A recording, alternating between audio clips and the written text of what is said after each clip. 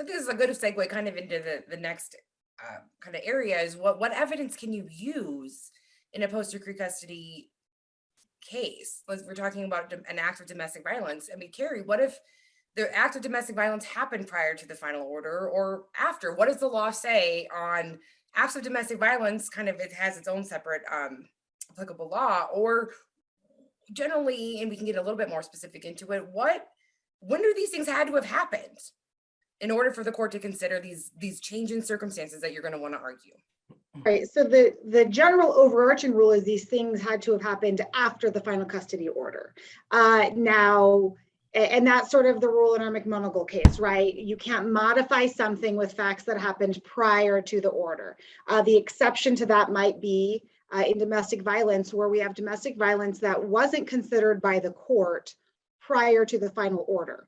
What does considered by the court mean? I don't think we really know. And I say that because I have a case up on appeal right now where we're asking that very question.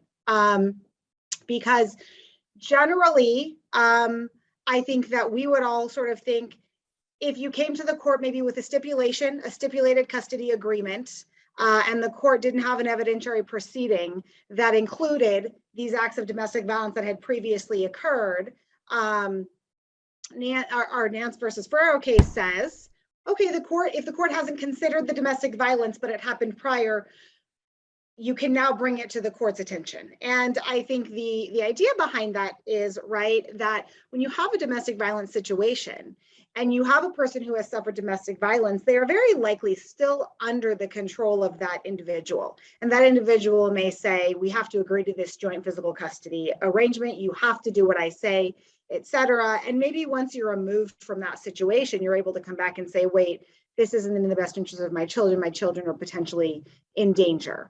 And so theoretically, Nance allows us to go back and say, there was domestic violence. The court never heard about it. The court never saw it. The court then can consider that after the final order.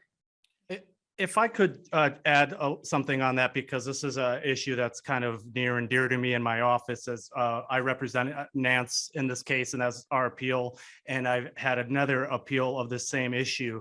And I think I would look at it like this. So the main distinction in McMonigle is your substantial change in circumstance, that's the basis for your modification. The reason you're coming cannot be something that occurred prior to the last custodial determination. That's the res judicata principle. But it doesn't mean that if you have substantial change in circumstances that will get you proceedings on their own, that anything prior to the last custodial order is off limits or fair game in a best interest determination. And that's what Nance was essentially clarifying, and kind of clarifying that the courts had been routinely getting McMonigle and Castle slightly wrong on this issue. In fact, I had an unpublished Nance opinion right before that, that it was in a different case, but the exact same issue. And then they published Nance, I believe, saying this keeps coming back up.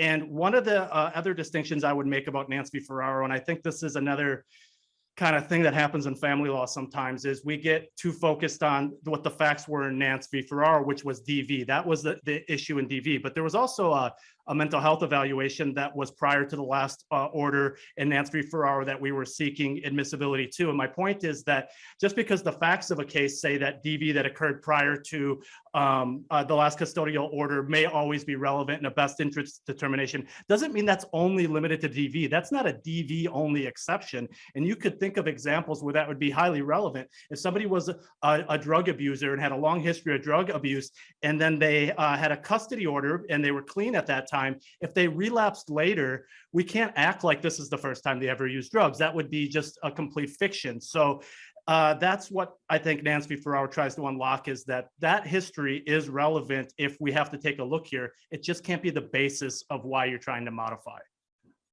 Well, and Michael, you already answered my next question, which would be, is it just, DV cases, or does it also apply to other facts? You've been looking at, I believe Nance uses like kind of the totality of circumstances analysis, that if something kept happening, or I like the drug analogy, if they were to relapse, can you not use evidence of their prior drug use? Well, of course you can. And I think that Nance helps clarify that. So in focusing and looking at your motions to modify, you're not fully limited, but definitely courts, and that's what the judge is going to do, is restrict on what they will and will not hear as far as evidence.